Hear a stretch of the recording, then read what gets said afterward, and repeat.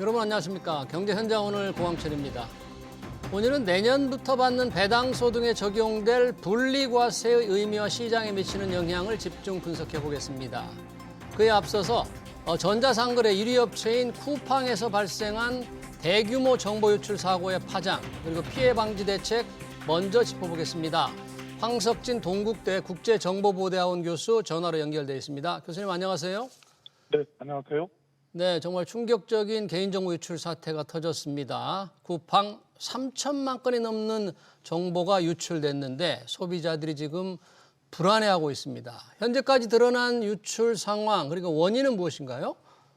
네, 쿠팡은 이제 저번 주 토요일 날 그 개보위에다가 실질적으로 3,370만 건의 그 개인 정보가 무단으로 노출됐다고 신고를 했는데요.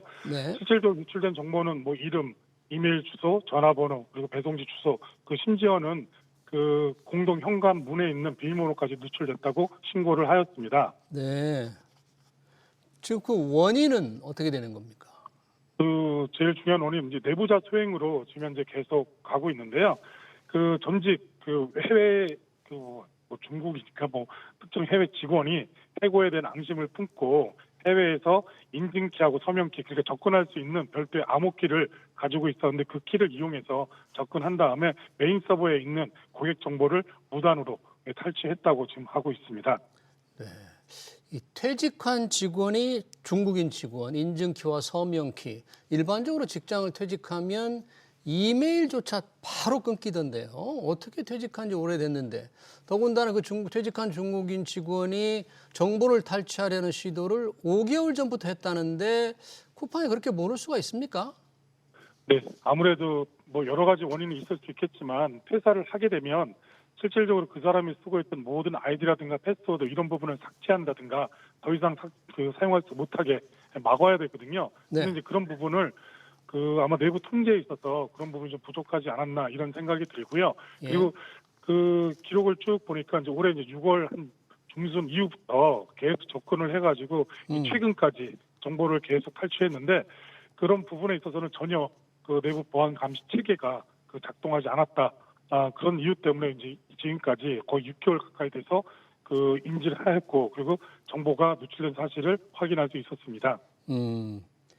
그러니까 서명키 아까 말씀하신 인증키 그리고 인증키를 작동하기 위한 서명키를 바로 끊어버리는 계속 이용할 수 있게 만드는 내부의 어떤 관리 시스템이 조금 부실했다 이렇게 봐야 됩니까? 네, 그렇죠. 실질적으로 기술적, 관리적 어떤 보안 통제 장치가 그 상당히 작동되지 않았다 이렇게 볼 수가 있는 것이죠. 우리들도 개인적으로 뭐 회사를 다니다 보면 출입카드가 대부분 다 있잖아요. 근데 네. 퇴사를 하게 되면 그 출입카드를 반납한다든지 아니면 자기가 그 출입카드를 그 실질적으로 기념으로 뭐 갖고 있을 수도 있겠지만 근데 퇴사하는 순간부터 다 무용지물이잖아요. 그렇죠. 근데 그런 부분에 있어서는 그 뭐 출입카드는 오프라인상에서 그렇다고 치지만 이거는 접근키는 아이디하고 패스워드를 치고 들어가 다시 또 한 번 인증을 하는 이런 이 별도의 토큰인데 그럼에도 불구하고 이걸 갖다 계속 이 정상인처럼 이 인증 권한이 있는 접근 권한이 있는 사람처럼 계속 장치했다는 것은 큰 충격이 아닐 수 없습니다. 네, 말씀하신 대로 우리나라 1위 업체인데 정말 이렇게 관리가 허술했다니까 정말 도대체 이해가 안 되는데 우선 소비자들이 걱정하는 것은 이렇게 유출된 정보가 악용되고 이용될 가능성인데 혹시 2차, 3차 피해를 막기 위해서 당장 소비자들이 해야 할 조치가 있다면 어떤 걸 들 수 있을까요? 일단 2차, 3차 피해가 가장 우려되는 것은 이제 보이스피싱이라든가 피싱 그리고 특히 이 성명이라든가 전화번호, 뭐 주소 이런 부분을 알고 있기 때문에 카카오톡 친구 추가라든가 뭐 이런 부분도 대부분 다 가능해요. 그러다 보면 그 딥페이크라든가 딥보이스 기술을 이용해가지고 2차, 3차에 좀 더 정교화된 이 보이스피싱이나 피싱을 할 가능성이 상당히 높기 때문에 제일 중요한 건 이제 수상한 이제 전화라든가 문자, 특히 뭐 이 쿠팡 누출로 인해서 뭐 연락드렸습니다. 뭐 이런 식으로 해가지고 전화가 온다든가 아니면 특정한 사이트를 뭐 URL을 입력하게끔 한다든가 뭐 이런 식의 오는 것은 절대 하시면 안 되는 거고요. 그리고 또 이 쿠팡이라든가 다른 인터넷 결제에서 자기가 사용하지 않은 부분이 있는지 없는지를 좀 더 확인해 보시는 게 상당히 좋고 그리고 이 생활 속에서 자기 개인 정보가 노출되지 않도록 상당히 주의를 하시는 게 좋습니다. 특히 그 뭐 최근 주문한 이제 배송 내역이라든가 뭐 지인의 전화번호라든가 뭐 이런 부분도 대부분 다 노출됐기 때문에 그 가급적이면 바꾸시는 게 상당히 좋은데 주소는 바꾸기 상당히 힘드실 거예요. 예, 그렇기 때문에 꼼꼼히 좀 더 자기가 실질적으로 사용하지 않은 내역이 온다든가 아니면 수상한 이메일이 온다든가 이런 부분은 철저하게 점검해 보시는 게 좋을 것 같습니다. 네, 잘 들었습니다. 쿠팡의 대규모 정보 유출 사태 관련 얘기 잘 들었습니다. 지금까지 황석진 동국대 국제정보보호대학원 교수였습니다. 고맙습니다. 네, 감사합니다. 네.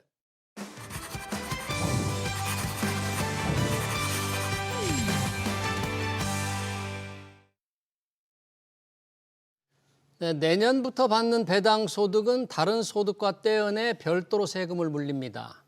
연간 배당 소득이 2천만 원 이하이면 14%, 3억 원까지는 20%, 50억 원까지는 25%, 50억 원을 넘는 경우 30% 세금이 적용되죠. 배당을 많이 받는 사람들은 세율이 획기적으로 낮아지게 되는데 기업들의 배당 성향을 바꿔놓을지 그리고 증시에는 어떤 영향을 미칠지 두 분과 얘기 나눠보겠습니다. 박석현 우리은행 WM그룹 부부장 그리고 행동주의 펀드 얼라이언스 파트너스를 운영하는 이창환 대표 나오셨습니다. 어서 오십시오. 네, 반갑습니다. 안녕하십니까. 네, 배당소득 분리과세 논란을 벌이다가 최고 세율은 30%로 낮춰주기로 합의를 했죠. 50억 원 초과의 경우에. 그리고 세율 구간마다 이제 조금 세율이 다 낮게 적용이 됐는데 자, 이 배당소득 분리과세 전반적으로 종합적으로 어떻게 보는지 우선 평가부터 들어보고 싶네요. 이창환 대표님, 행동주의 펀드 운영하면서 배당 확대를 계속 요구해야 되는데 이번 배당소득 분리과세 이제 여야가 합의를 해서 곧 통과만 되면 내년부터 시행되거든요. 어떻게 평가를 하세요? 예, 일단 종합적으로는 아쉬운 점이 없지 않지만 선방했다. 선방했다. 네, 그리고 배당 성향 제고 효과가 있을 것이다. 이렇게 보고 있고요. 예. 이 법 자체가 이제 세금 깎아주려는 게 목적이 아닙니다. 이 법의 목적은 우리나라 상장 기업들이 너무 배당을 안 합니다. 배당을 너무 전 세계 안 최저 배당을 하다 보니 최저 밸류에이션, 코리아 디스카운트에 거래가 되고 있고, 예. 요걸 좀 정상화 시켜보자 하는 목적으로 도입된 법인데, 아쉬운 점이 있지만 그래도 뭐가 좀 아쉽습니까? 크게 두 가지가 저는 제일 아쉽다고 보고 있는데 첫 번째는 이제 최고 세율이 30%로 된 부분인데 이제 기존의 45%보다는 낮아졌지만 그래도 양도소득세 25%와의 그 조세 중립성 문제가 있거든요. 이 양도세보다 배당소득세가 높으면은 네. 대주주들이 배당을 안 하고 그냥 쌓아놨다가 양도하려고 하는 그 성향이 그대로 있을 것이고요. 대주주의 양도소득세 최고 세율이 25%니까. 예. 어쨌든 그래도 기존보다는 많이 나으니까 그게 괜찮고 두 번째는 이제 3년 한시 네, 그렇죠. 조특법으로 된 부분이 저는 좀 굉장히 아쉽게 생각하는데 기업들의 배당이라고 하는 거는 굉장히 장기간의 기간에 대한 안목을 가지고 발표를 하는 것이거든요. 왜냐하면 한번 높이면 낮추기가 어렵습니다. 주주들의 반발이나 주가의 악영향 때문에. 근데 그래서 이제 사실 영구적인 소득세법 개정으로 됐어야 되는데 이번에 이제 3년 한시 이제 조특법으로 돼서 기업의 경영자들이나 이런 분들이 의사결정하기가 단기적인 불확실성 때문에 좀 어려운 점이 있긴 한데 예, 그래도 예. 네, 두 가지 측면 대주주 양도세율 대주주 양도세 25%보다는 조금 높은 선에서 결정된 게 아쉽다. 그리고 3년 한시가 아쉽다는 말씀해 주셨는데 우리 박석현 부부장님은 어떻게 보세요? 시장의 이제 영향을 투자자들이 간절히 원해 왔는데 물론 이제 최고 세율이 아까 얘기한 대로 원래 기대했던 25%로 좀 높아졌습니다만 시장에 미치는 영향이나 이런 측면에서 좀 어떻게 봐야 될까요? 분명히 긍정적이죠. 긍정적이고 분리과세 자체만으로도 실질적인 효과는 낼 수 있었습니다. 그러니까 이자 소득이 하고 배당 소득을 합산해서 14% 이게 이제 지방소득세까지 하면 15.4%가 되는 건데, 그렇죠. 이걸 이제 2천만 원을 분리해 준 거기 때문에 이 배당 투자에 대한 관심을 일반인들한테 높이는 효과는 분명히 있었을 거고, 근데 이게 대신 이제 그 최고세율이 너무 이렇게 높으면 이 배당을 결정하는 사람들이 대주주가 대부분이기 때문에 결정하는 사람이 안 해버리면 아무 효과가 없는 거거든요. 그러니까 그런 차원에서 일단 최고세율을 내린 부분은 좀 효과가 있다라고 봐야 될 것 같고요. 예. 물론 최고세율이 한 25%로 그냥 대주주 이런 거 상관없이 하면 좋았겠지만 약간 정치적인 부분도 좀 있는 것 같습니다. 그러니까 정치적인 부분. 예, 그러니까 그 배당을 수백억, 수천억을 받는 사람들도 분명히 있거든요. 근데 그런 분들이 실제 이 정책으로 인해서 실제 배당 받는 시점에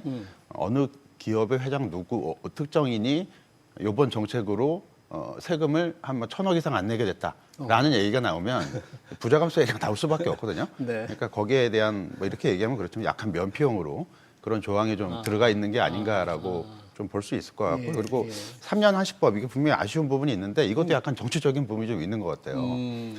현실적으로 3년 후에 이 정책을 원복시킬 수 있을까 놓고 봤을 때는 거의 불가능하다고 봐야 될 것 같습니다. 이런 세제 혜택을 다시 걷어들이기 쉽지 그렇죠. 않다. 근데 왜 3년 한시법을 했냐면 뭐 어떤 의도인지 모르겠지만 3년 후에 우리나라 정치적인 일정이 상당히 좀 긴박할 수가 있어요. 그렇기 때문에 그런 정책을 다시 한번 뭐 재탕할 수 있는 어떤 뭐 시도가 되지 않을까라고 볼 수도 있을 것 같고, 뭐 3년 한시법이라고 하지만 현실적으로 이거 원복시키기에는 거의 불가능할 것 같습니다.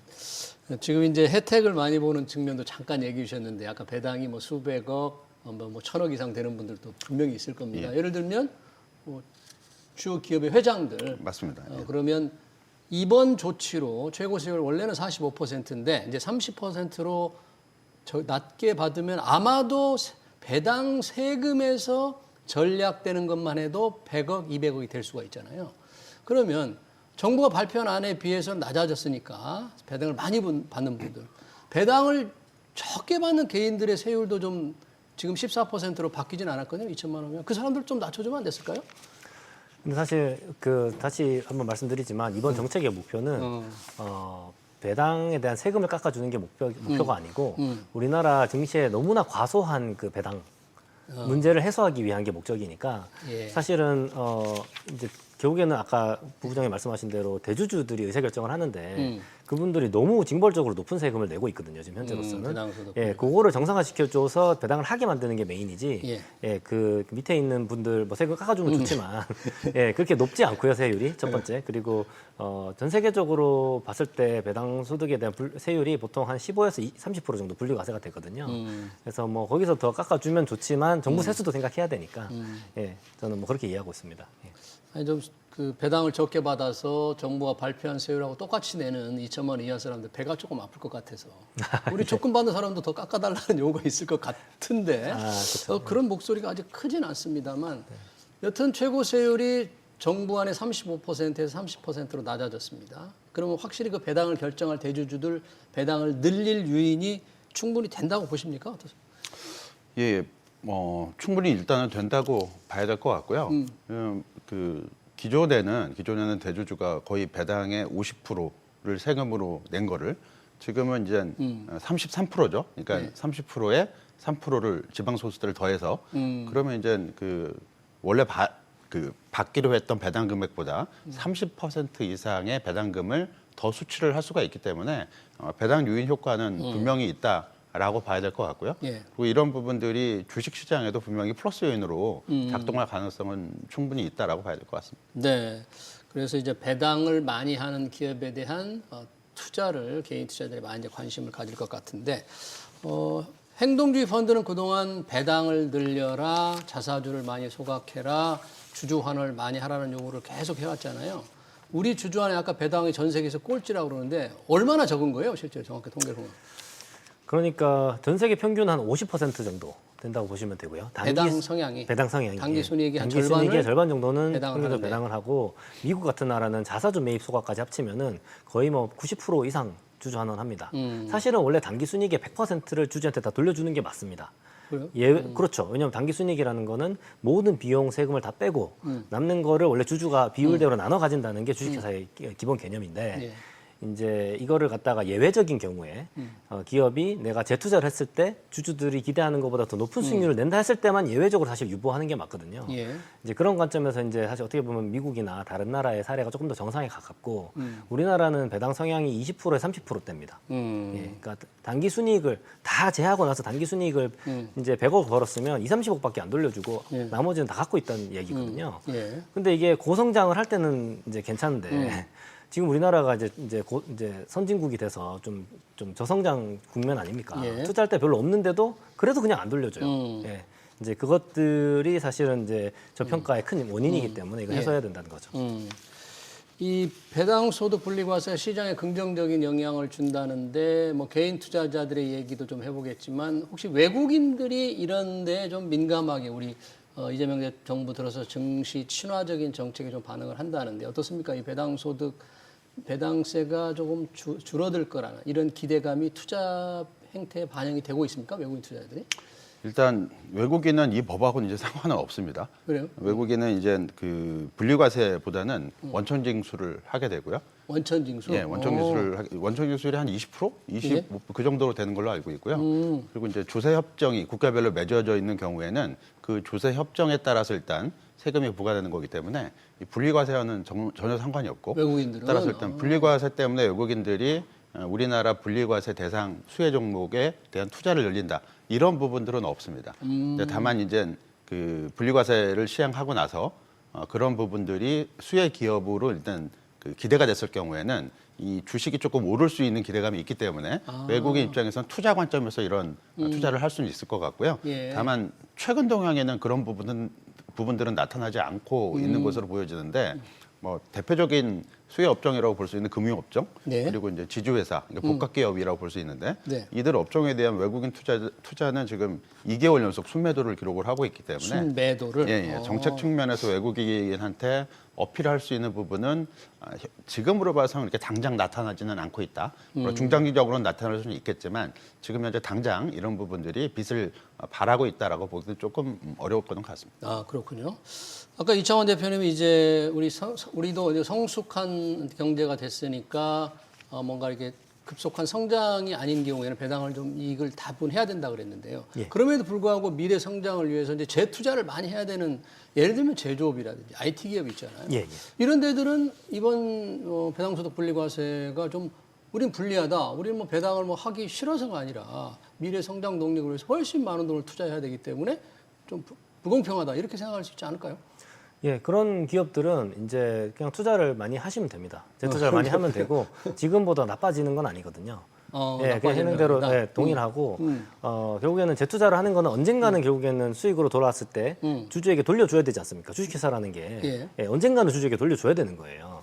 돈을. 예, 회사. 근데 이제 재투자를 해갖고 나중에 돈을 벌었을 때 그때 주주에게 배당을 하게 되면 그때 어차피 혜택을 받을 수가 있습니다. 예. 그래서 뭐 특별히 손해 보는 거는 저는 없다고 생각하고 있습니다. 외국에도 이게 이 성장 기업들 배당을 안 하는 기업도 많이 있죠. 맞습니다. 예. 엔비디아도 뭐 배당을 별로 안 하는 것 같은데. 그러니까 이제 이걸 어떻게 보시면 되냐면 이제 내가 고성장 그리고 고성장이라고 하는 거는 내가 투자했을 때 고수익을 기대할 수 있는 투자처가 많다는 이야기죠. 예. 예, 그 기업들은 배당을 하는 것보다 오히려 재투자를 하는 거를 주주들이 오히려 원합니다. 예, 그렇게 했을 때 주가가 더 많이 올라가고 수익이 더 높습니다. 네. 예, 그리고 우리나라에서도 사실 고성장 기업들에 대해서는 배당하라고 요구하는 경우가 별로 없습니다. 그래요? 예, 예. 자, 이 배당소득 분리과세가 모든 기업에 해당되는 게 아니죠. 이번에 발표된 걸 보니까 그 조건이 있습니다. 네. 이 조건을 맞추는 기업이 어디냐를 알아야 그곳이 배당을 늘릴 테니까, 아무래도 이제 배당소득 분리과세가 되니까 늘릴 수도 있는데요. 그 조건이 어떻게 됩니까?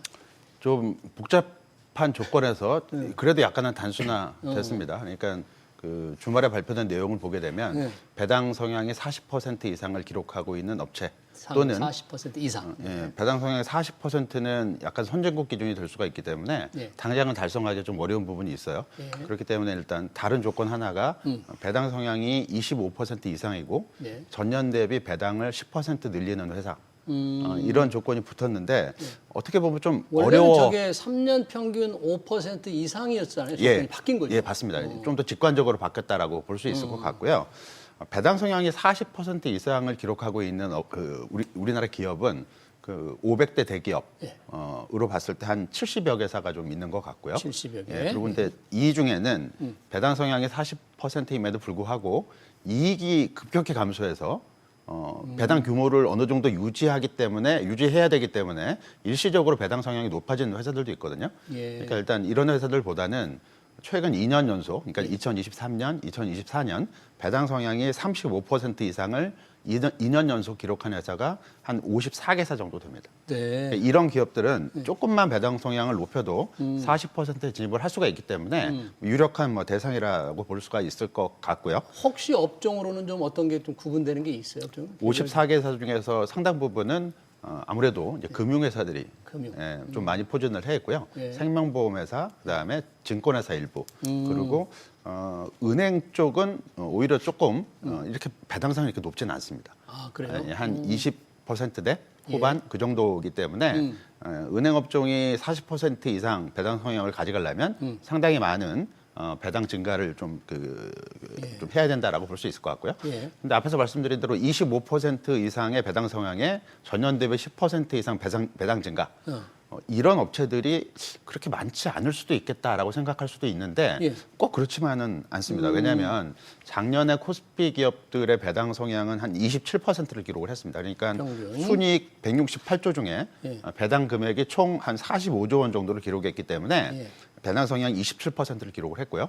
그리고 올해 지금 예상되는 코스피 기업의 순이익은 217조 원 정도. 예. 그러니까 전년 대비 30% 정도 순이익이 이제 늘어나는 어떤 흐름을 보인다라는 얘기죠. 그러니까 이 얘기는 작년에 기록했던 27%의 배당 성향을 그대로 유지를 하고 예. 순이익이 한 30%가 늘었기 때문에 순이익 증가율이 10% 이상을 기록한 업체들이 배당을 10% 그대로 늘릴 수가 있습니다. 네. 배당 성향을 높이지 않아도 순이익 증가분만큼 이렇게 늘릴 수가 있다는 얘기죠. 그래서 생각보다는 그 기업이익이 이제 급감하는 그해 연도 같은 경우는 이 조건을 달성하기가 쉽지 않을 겁니다. 네. 하지만 올해나 내년 같은 케이스로 보게 된다면 일단 베이스로 되는 배당 성향이 그렇게 높지 않고 그리고 기본적으로 순이익 자체가 많이 늘어나는 구조로 가고 있기 때문에 생각보다는 이 조건을 달성하는 회사, 물론 배당 성향 40%를 달성하는 회사는 상당히 10% 미만으로 일단 볼 수 있겠지만 예. 두 번째 조건을 달성하는 회사는 상당 부분 많을 수 있다라는 얘기고요. 근데 좀 중요한 부분인데 그런 것보다는 작년에 말씀드린 대로 그 정도 45조 원 정도 배당을 했을 때 배당 수익률이 한 2.3% 정도가 됐어요. 2.3%. 예. 근데 이제 네. 내년도의 순이익이 217조 원이라고 말씀드렸는데 30%의 배당 성향을 높여지게 된다면 이 배당을 할 수 있는 금액이 한 65조 원 정도로 늘어나는데 예. 문제는 주가가 너무 많이 올라서 지금 코스피 시가총액이 3천조란 말입니다.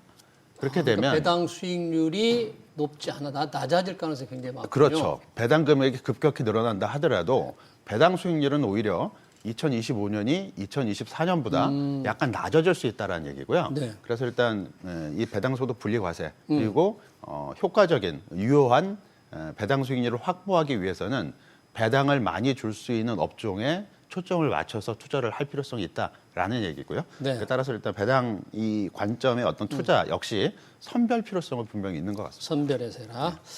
이청환 대표는 이제 행동주의 펀드 온라인 파트너스 운영하는데 아까 이제 배당을 늘려라, 자사주를 더 소각을 많이 해라. 일단 주주 환원을 높이라는 게 이제 가장 큰 목적이었는데 아까 얘기한 대로 예. 고성장하는 기업은 배당을 많이 할 필요가 없을 수도 있잖아요. 맞습니다. 예. 혹시 온라인 파트너스는 그런 요구를 하는 기업도 있어요? 저희가 이제 봤을 배당 너무 때, 하지 마라 이런 경우도? 예, 저희가 봤을 때 성장을 좀 더 포커스해야 되는 경우에는 저희가 배당을 오히려 줄이라고 제안하는 경우도 있습니다. 예, 저희가 최근에 어느 기업에 그렇게 하고 있어요? 예, 최근에 저희가 이제 스틱 인베스트먼트라고 하는 예. 우리나라 대표적인 사모펀드 운용사에 저희가 이제 공개 캠페인을 하고 있는데요. 이 회사는 이제 그 운용 자산을 계속 성장을 시켜야 되는데 저희가 생각했을 때는 자기 자본을 가지고 펀드에 좀 GP 커미트라고 하는 이제 펀드 출자를 좀 늘려야지만 본인 운용 자산도 늘릴 수 있다고 봐서 배당을 좀 당분간 축소하고 예, 재투자를 강화해라라는 요구를 저희가 하고 있거든요. 예. 예, 그렇지만 이거는 좀 예외적인 경우고, 예외적이고. 예, 주로는 저희 고성장 기업은 보통 이제 밸류가 낮지가 않아요. 고성장 예. 기업들은. 그러니까 저희가 이제 배당 증가나 자사주 뭐 매입을 하라고 요구하는 경우는 주주 환원을 해야 되는데 그냥 안 하는 경우, 안 하는 예, 안 하는 경우에 주가가 굉장히 저평가되거든요. 그러니까 이런 경우에만 행동주의가 생기기 때문에 이제 저희가 배당하고 자사주 늘리라는 이야기를 자꾸 하는 것처럼 보이지만 이게 뭐 항상 저희가 배당 증가만을 요구하는 건 아니다. 예. 이제 내년 주총을 앞두고 여러 가지 주주 제안도 하고 그럴 텐데 한 몇 개 기업 정도에 지금 내년 주총에 적극적으로 좀 하는 것이 몇 개 정도 돼요? 우선은 지금 저희가 아직 뭐 확정된 바는 없고요. 예, 저희가 현재 4개 기업에 저희가 이제 5% 지분 공시를 하고 있고, 예. 예, 저희가 이제 최근에 이제 경영권 영향 목적으로 저희가 그 목적 공시를 해놨거든요. 그렇다고 해서 저희가 내년 주중 때 뭔가 하겠다라는 게 뭐 정해져 있는 건 아니고요. 예, 그냥 열심히 그냥 뭐 주주 관여를 하고 있다 이렇게 보시면 될 것 같습니다. 네. 지금 아까 배당소득 분리과세 대상이 되는 기업을 박석현 부부장께서 여러 개 말씀해 주셨는데 투자자들이 내가 투자하는 기업이 그 요건을 맞추는지 안 맞추는지 아는 것도 그렇게 쉽지는 않을 것 같습니다. 그렇죠. 예. 뭔가 정말 배당 활성화를 위해서라면 이런 기준을 없앤다거나 아니면 왜 배당 많이 하는 기업으로 구성된 펀드들 있지 않습니까? 예, 예. 그런데 좀 혜택을 주는 면 어떻습니까? 뭐 그것도 한 가지 대안이 될 수가 있겠죠. 그러니까 지금 이렇게 얘기를 많이 하고 있는데 구체적인 기업을 찾아내려면 상당히 전문적인 프로그램을 돌려야만 그거를 뽑아낼 수가 있고요. 그것도 예상치기 때문에 실제로 그렇게 될지는 알 수가 없습니다. 네. 그러니까 올해 기준으로 배당을 많이 하는 분리과세가 예상이 돼 있는 기업에 투자한다 하더라도 실제 이 기업들이 이거는 법으로 정해진 약속이 아니기 때문에 그렇게 이행 안 할 수도 있는 거거든요. 단순히 예상치기 때문에 약간의 깜깜이 투자가 될 수가 있기 때문에 이 펀드를 통해서 이 어느 정도의 바스켓을 구성해서 하게 되면 실패할 확률이 좀 줄어들겠죠. 근데 이제 이 배당 소득 분리과세는 배당 소득에 대한 과세이기 때문에 펀드 같은 경우는 이거를 소득이라고 보지 않습니다. 투자 이익금에 대한 분배로 인식을 하기 때문에 법 대상이 자체가 안 됩니다. 그러니까 이 부분을 좀 바꿔줘야 되는데 이거는 뭐 법적으로도 쉽지 않은 부분이 될 수 있을 것 같고요. 따라서 일단 요번에 이제 배당 소득 분리과세 이 부분은 개인이 직접 투자를 했을 때만 적용되는 법이고 이 펀드가 갖고 있는 구성 주식으로 인해서 배당을 받는 부분 이거는 이제 포함이 안 되고요. 또 하나 이제 맹점은 만일 어떤 배당 소득 분리과세에서 이 분리과세 요건을 벗어난 큰 자산가가 펀드에 투자를 하게 됐을 때 펀드에 이 과세 혜택을 주면 이 큰 자산가가 이 혜택을 볼 수도 있을 가능성이 있거든요. 그러니까 법 맹점을 벗어날 가능성이 있습니다. 그래서 이런 부분들도 방지를 해야 되기 때문에 쉽게 결정된 문제는 아닐 것 같습니다. 네, 아니 이게 개별 종목에 투자자들이 다 일일이 찾아가지고 투자하면 그 기업의 주가 변동성이 크니까 일반적으로 펀드를 하는 게 조금은 안정적일 수 있잖아요. 그러니까 고배당 펀드 정말 배당을 장려하려면 그렇게 하면 개인 투자들 찾아내는 그 수고로움도 덜어주고 세제 혜택 주고 좋을 것 같은데 또 그런 걸림돌이도 없는 건 아니네요.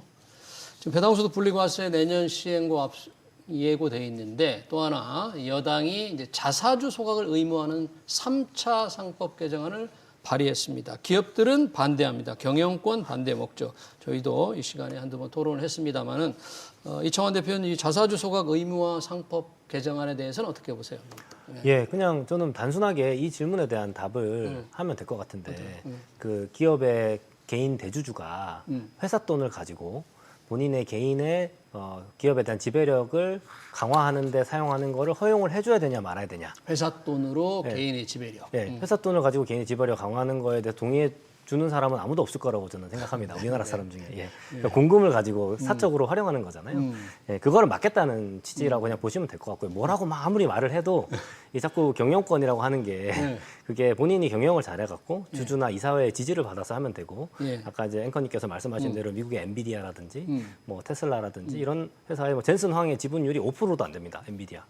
그렇지만 젠슨 황이 엔비디아 경영하지 않습니까? 예, 자사주로 뭐 이렇게 내 사적 지배력 강화 안 해도 되거든요. 경영권 방어 장치로서 필요하다고 주장을 하거든요.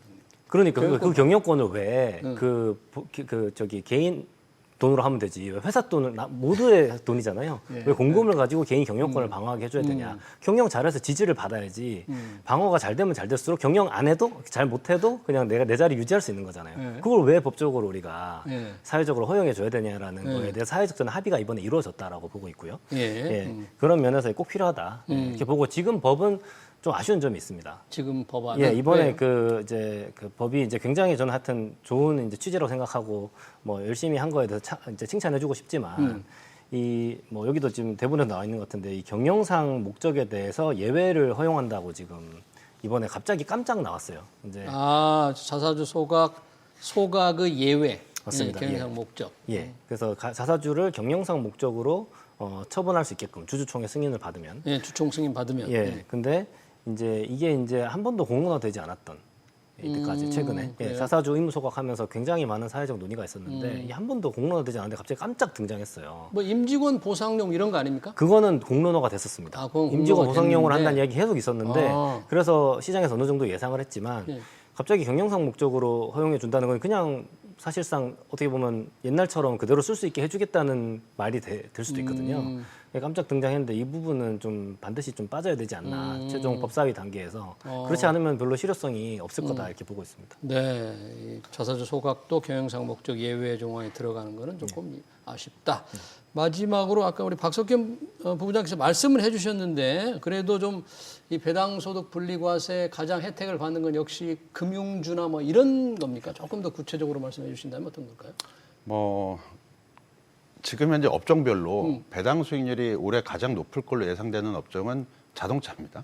자동차? 예, 자동차 업종이 한 4% 이상, 4% 이상의 배당 수익률을 기록을 할 것 같고요. 아, 그래요? 4%면 뭐 정기연금보다 훨씬 높네요. 상당히 높죠. 상당히 높기 때문에 근데 원래 배당도 자동차 주식들이 그러니까 현대차, 기아차 배당을 많이 하는 회사고 예. 다만 이제 올해 이제 그 관련 주식이 관세 문제로 많이 못 올라갔죠. 이제 그런 측면에서 일단 배당 수익률이 조금 높아 보일 수도 있다라는 얘기고 다만 예. 이제 배당 투자의 어떤 그 포인트는 배당 수익률이 높은 것도 좋긴 한데 주가 변동성이 좀 안정적이어야 되거든요. 예. 근데 자동차 주식은 그런 측면에서는 좀 부족한 부분이 있어서 약간 좀 고민해야 될 부분이 있는 것 같고요. 이제 그거를 제외했을 때 높은 배당 수익률을 기록할 걸로 예상되는 업종은 아무래도 은행, 보험이 3%대를 기록하면서 높을 걸 예상을 되고 있고요. 증권업종 같은 경우는 배당을 많이 하긴 하지만 네. 올해 주가가 좀 많이 올라서 예상 배당 수익률이 2.5% 정도라서 얼마만큼 이 새로운 제도 하에서 배당을 많이 늘릴지를 좀 관심 있게 지켜봐야 될 것 같습니다. 네, 알겠습니다. 내년부터 시행될 배당소득 분리과세 토론 여기서 마치겠습니다. 지금까지 박석현 우리은행 WM그룹 부부장, 이창환 온라인 파트너스 대표였습니다. 두 분 고맙습니다.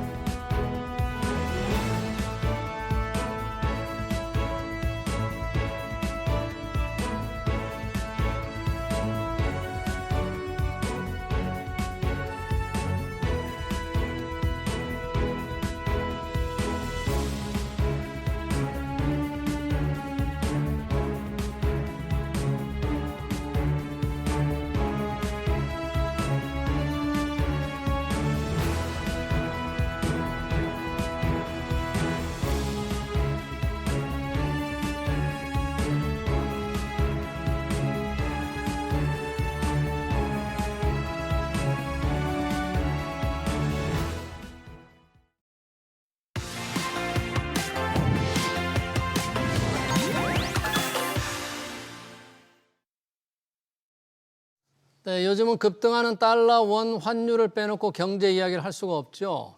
국민연금이 한국은행과 외환 스와프 계약 연장을 논의하기로 했다는 소식이 전해지면서 오늘 환율은 장 초반 소폭 하락했지만 여전히 달러당 1,470원대 언저리입니다.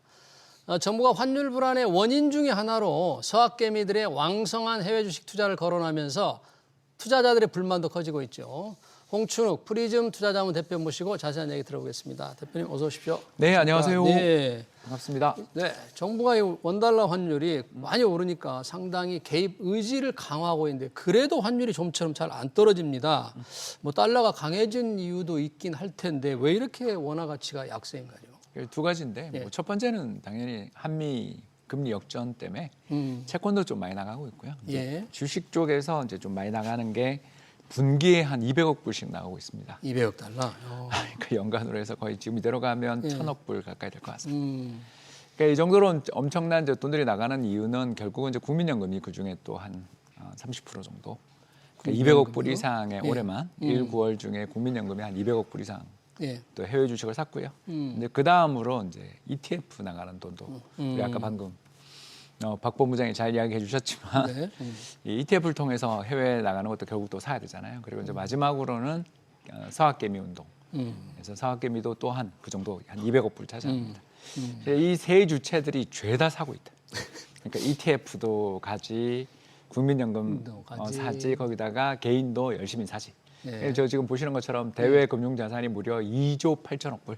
예. 그래서 이제 세계 10대 순 대외 자산 국가가 됐고요. 그런 데 비해서 이제 우리나라에 들어와 있는 외국인 돈은 1조 한 7천억, 8천억 불. 그러니까 이제 네트로 따지면 1조가 네. 넘는 어마어마한 대외 순자산을 가지고 있는 나라가 되니까. 예. 그러니까 저 돈들 덕분에 이제 우리가 좋은 점도 있어요. 이게 뭐냐면 어떤 점이요? 소득수지 흑자.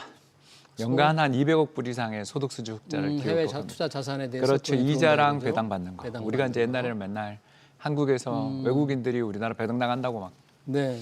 기억나시죠? 그런 기사들 많았는데 이제 반대로 우리가 해외에서 엄청나게 돈을 벌어오고 있습니다. 그러네요. 이게 첫 번째겠고 이제 두 번째가 또 좋은 부분이 뭐냐면 네. 그러니까 지금은 아직 안 그런데 우리나라 환율이 계속 올라가면서 환차 이익이 많이 나면 또 리밸런싱 야 이거 환차익 너무 많이 나니까 네. 이거 좀 이제 팔아서 우리 국내로 가져오면 저평가된 원화 자산을 사자. 그래서 자연스럽게 금융 자산의 리밸런싱. 그러니까 외환 시장에서 환이 너무 약하면 해외 자산 매각하는 게 훨씬 이익이 되잖아요. 해외 달러가 비쌀 때 그걸 팔면 그렇죠. 그 돈을 그래서- 가지고 들어온다 이거죠. 예, 자동적인 환율 안정 기구를 만들 수가 있죠. 근데 이제 이게 아직 안 되고 있어서 그것 때문에 이제 한국은행이나 정책 당국들이 좀 걱정하는 게 아니 좀 이상하다.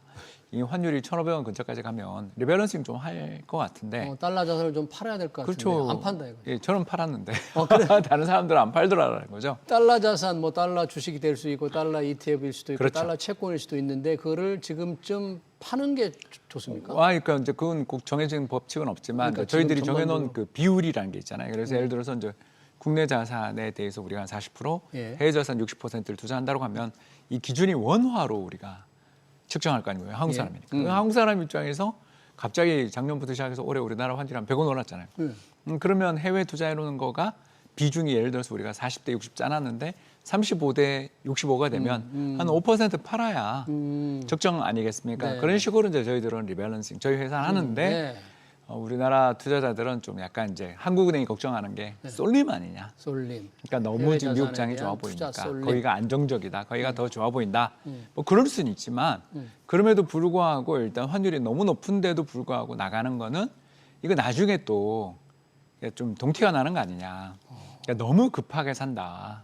이거에 대해서 이제 자꾸 문제 제기를 하시는 바람에 인터넷 세계에서 지금 이충재님의 인기가 이제 폭락했죠. 그러니까요. 뭐 국내 투자할 자산이 없어서 해외 가서 주식 투자를 하는데 왜 내 탓이야 환율 불안이 이렇게 맞습니다. 지금 그리고 뭐 불만이잖아요. 예, 그리고 뭐 그 유학 보낸 자금 막 이런 거 이야기도 하면서 내로남불이다 막 그러시는데 이제 제가 봐서 그분이 우리가 해외 나가는 걸 걱정하는 게 아니고 이 환율이 됐는데도 급하게 나가는 건 뭔가 약간 쏠림이 있는 거 아니냐를 좀 걱정하는 거라고 볼 수 있겠죠. 그럼 일반 투자자 입장에서 서학개미라면 순수하게 원달러 환율 수준으로만 보면 지금쯤 너무 과도하게 나가 있는 걸 좀 줄이는 게 적절한 시점일까요? 그렇게 저는 보고 있는데 일단 저랑 의견이 많이 다르신 것 같습니다. 그래서 이제 이창용 총재가 그래서 유행이라는 표현을 쓴 게 이제 좀 반감을 많이 가져왔는데 일단 좀 너무 금융시장의 참가자들이 좀 과하게 특히 1분기, 2분기도 많이 나갔는데 예. 지금 3분기부터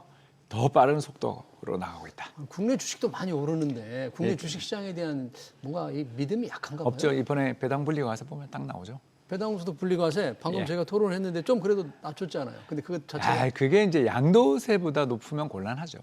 대주주 양도세 예, 25%니까. 대주주 양도세보다 높다라는 건 이건 좀 법을 만들 때 일단 아무 생각이 없다 이 사람들은. 그리고 이제 부자 감세 이걸로 이제 낙인을 찍은 거죠. 아니 뭐 부자 감세 충분히 맞는데 뭐 그렇게 이야기하면 세금 다 걷어낼 것도 아니면서. 예. 그러니까 우리가 하고 싶은 이야기 뭐냐면 네. 대주주들한테 숨 쉴 틈을 좀 열어두고 그 사람들도 이익의 일치. 그러니까 우리 개미랑 네. 대주주랑 이해의 일치를 만드는 게 중요한데 지금 음. 우리가 약간 이해의 일치가 불일치하잖아요. 예. 그러니까 과도한 상속세와 그리고 과도하게 높은 금융종합과세 세율 때문에 종합소득세율 49.5% 때문에 네. 이 사람들은 개미랑 이해관계가 다른 사람들이잖아요. 예.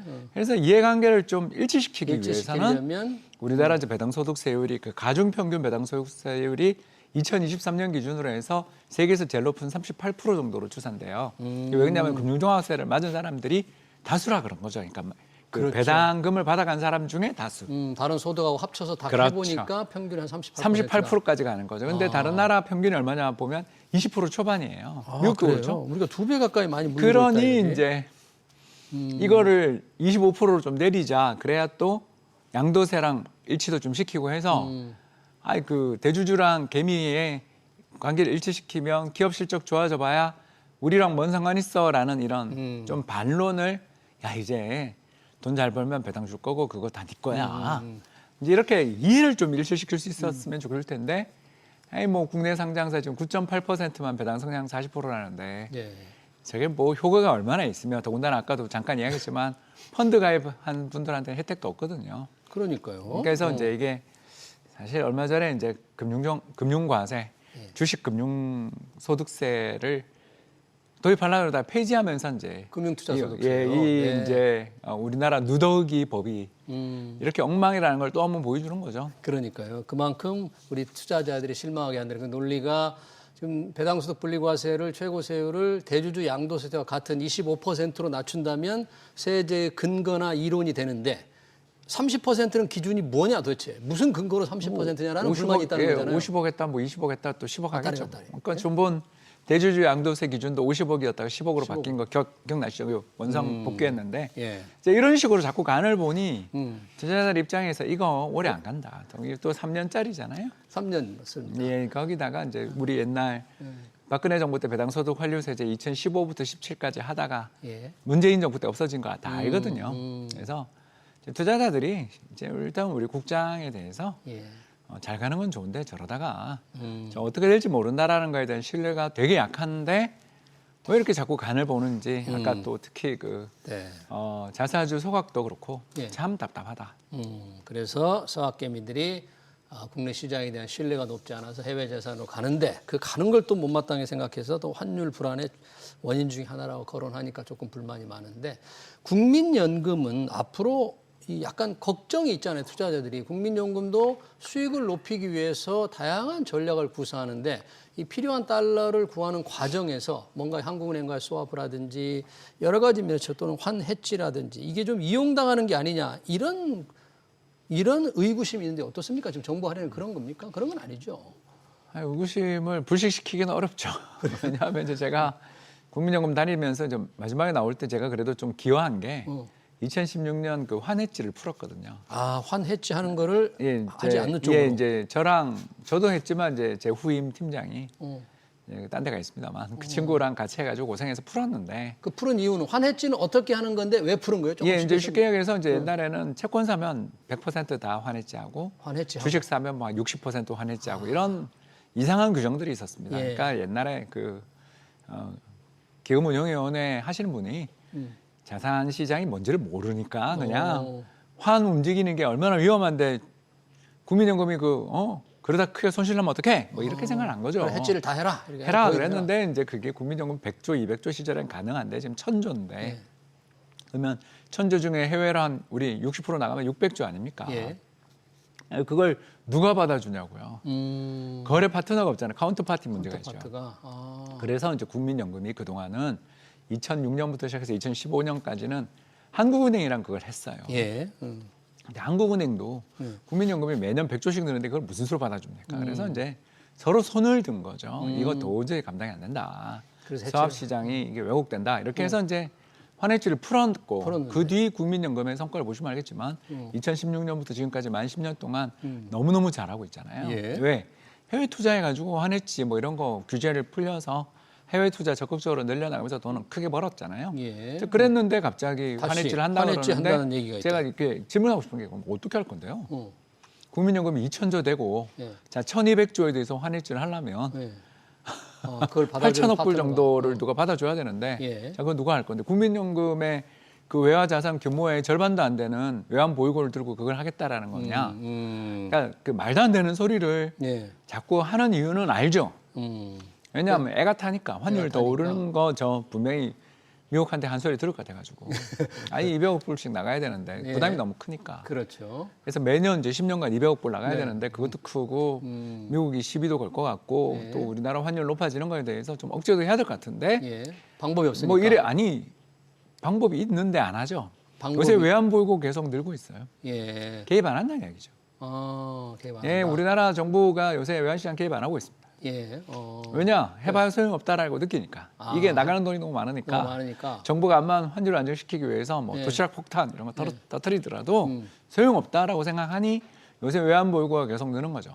방법이 없다 그런 예, 얘기예요. 이런 상황에서 저 해외로 나간 돈을 돌려 올라면 어떻게 해야 되냐? 음. 리밸런싱 촉진시키고 아까 이야기한 예. 야 우리 원화 자산이 저평가됐다라는 걸 잘 알리고 두 번째 저 우리 내년 세법 개정안 미안하다 이거 나 수정할게 시행령이라도 좀 수정하고 뭐 이렇게 하면서 제대로 하면 그러니까 저 부담스럽고 인센티브를 이런 줄 생각을 해야지 뭐 규제만 해외 주식 매매 차익에 대해서 뭐 세금을 지금 현재 22%를 뭐 40%를 하네 뭐. 추가 과세할지 모른다. 뭐 정부는 물론 해명을 했습니다. 아니라고 했지만 그 야, 소문이 근데 돌고 그런 있는 이야기 한다는 자체가 거예요. 일단 그러면 뭐 우리 정부가 했던 공약 중에 하나는 포기한 거죠. 음. MSCI 선진국 지수 그럼 가입 안 하나요? 오. 그렇게 외환 시장하고 금융 시장에 대해서 세금을 음. 해외 나가는 걸 갖다가 뭐처럼 이렇게 찰흙 주무르듯이 주무르는 나라를 선진국 지수 넣어줄까요? 두 번째, 1976년부터 우리랑 미국 사이에 이중과세 방지협정 체결돼 있습니다. 예. 자, 그런데 우리나라 해외로 못 나가게 해. 이러면 저 미국장 올라야 되는 트럼프 대통령 쪽에서 좋아하겠네요. 네. 도대체 어. 왜 이런 식으로 정책이라는 게 던지고 뭐냐 제발 네. 좀. 아니 그 신중한 맛이 있어야지. 그래야 네. 신뢰를 얻지. 아니 신뢰를 얻으려면 그러니까요. 이 사람 좀 듬직해. 이거 이 사람 좀 괜찮아. 뭐 이런 게 있어야 되는 거 아니에요? 네. 근데 우리는 막 던져. 그렇죠. 그리고 간 보다가 악화해. 자, 그래놓고 믿어달라 그래. 네. 이러면 안 되는 거 아니에요? 네. 그러니까 아니 제발 아까도 잠깐 들으면서 내가 속이 시원했는데 네. 자사주 매입 소각 관련돼서 뭐 이런 거 이상한 소리 좀 하지 말고 더 나가서 저 배당 소득 분리과세 제대로 그냥 그 조건 억지로 달지 말고. 조건 억지로 아니 우리나라 평균 배당 성향이 20%짜리 나라에서 그 40% 기업만 뭐 해주겠다는 둥 복잡한 조건 달지 말고 다 조건 달지 해주라. 말고 그냥 그런 얘기네요. 배당 소득세를 그냥 단위로 하시죠. 뭐. 배당 소득세. 예, 뭐 그렇게 어렵게 이렇게 간만 보다가 좀 제도 투자자들의 의혹도 다 놓친다 제가 봐서. 신뢰를 살 수 있도록 정책을 신중하게 하고 우리 투자 환경을 좀 더 잘 만들어 달라는 그런 고충 어린 말씀을 좀 하고 계시는데 자, 이 여러 가지 문제가 있습니다만 시간이 좀 다 지나간 것 같아서 벌써 지났나요? 네, 죄송합니다. 지금 우리가 환율 얘기를 많이 했는데 증시 얘기를 좀 하나만 죄송합니다. 마지막으로 묻고 요즘 외국인들 주식 많이 팔고 있잖아요. 이것도 그거? 환율 이거 환율 아니요, 그거는 미국 금리 때문입니다. 미국 금리 예, 때문에 그 끝에서 두 번째 그림 제가 가져왔는데요. 예. 그 나스닥하고 미국 단기 금리를 보여주는 그림 하나만 띄워주시면. 나스닥과 미국 단기 금리 한번 예, 보겠습니다. 그딱 보면 네. 예, 그 미국의 파월 의장님께서 12월 금리 인하 안 할 수 있어 그러면서 미국 금리 급등했던 거 10월 말 보이시죠? 저 빨간 예, 선. 예, 빨간 거. 저 때부터 나스닥 붕괴된 게. 그럼 나스닥 붕괴되는데 예. 나스닥 시장이랑 최근에 우리나라 코스피 연동성이 엄청나게 커졌거든요.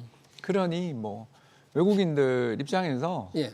미국 시장 계속 보면서 한국을 워치하는 거지 한국만 보는 데는 그렇게 많지 않다. 그러네요. 예, 그리고 더 나가서 뭐 어떻게 되든 간에 우리나라 MSCI 편입해야 될 거 아니에요, 선진국. 예. 그러면 글로벌 펀드 입장에서 우리를 투자할 가능성들이 앞으로 높아지는 상황에선 네. 미국 쪽의 금리, 저희 금리가 왜 중요하냐면 요새 전부 메가테크, 빅테크 기업들이 다 회사채 찍잖아요.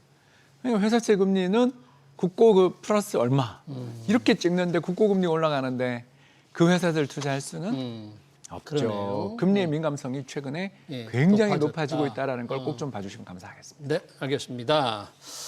최근 환율 동향 그리고 미국 금리까지 잘 들었습니다. 지금까지 홍춘욱 프리즘 투자자문 대표였습니다. 대표님 고맙습니다. 감사합니다.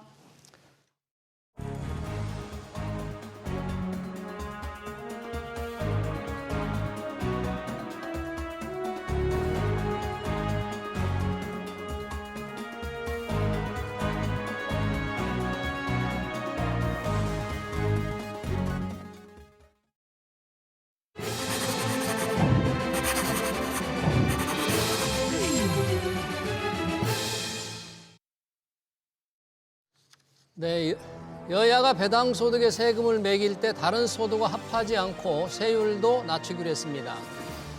배당보다는 미래 성장을 위해 재투자를 많이 하는 제조업에 불이익이 될 수도 있지만 배당에 인색한 기업들을 자극하기 위해 불가피한 조치로 보입니다. 이번 기회에 배당을 조금 받는 개인 투자자들에게 적용하는 14% 세율도 좀 더 낮추면 어떨까요? 여기에다 배당을 많이 하는 기업을 찾는 것도 쉽지 않은데 아예 그런 기업들이 투자하는 펀드에도 세제 혜택을 줄 필요가 있지 않을까요? 개미들에 대한 배려가 더 필요합니다. SBS 비즈 경제 현장 오늘 여기서 마치겠습니다. 시청해주신 여러분 고맙습니다.